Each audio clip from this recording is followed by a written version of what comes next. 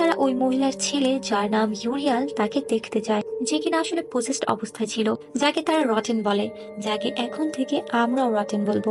আর ওর শরীর অনেক বেশি বড় হয়ে গেছে, তার শরীর ভিতর এবং বাহির থেকে পচে যাচ্ছিল, কিন্তু সে মরে না আর তাকে মেরে ফেলাও সম্ভব না, কেননা এতে ইভিল শক্তি আরো বেড়ে যেতে পারে, অন্য কাউকে পজেস্ট করতে পারে। আর এই জন্য প্রফেশনাল কেউ অর্থাৎ এক্সোরসিস্টের প্রয়োজন, যে কিনা সেই ইভিলের সাথে ইউরিয়ালকে মেরে ফেলতে পারবে, কেননা ইভিল শক্তির কাছে মানুষের শরীর একটি ঘরের মতো, যেটা সে যে কোনো সময় চেঞ্জ করতে পারে। এই জন্যই শুধু ঘরকে পুরোনো হবে না, কেননা সেখান থেকে সে বেঁচে যেতে পারে। এই জন্য দুজনকে একসাথে শেষ করতে হবে। এখন সেই মহিলা এবং তার ছোট ছেলে খুবই চিন্তিত ছিল, যারা 1 বছর আগে থেকে রিপোর্ট করে রাখে সাহায্যের জন্য, কিন্তু সাহায্য আসতে অনেক সময় লেগে যায়।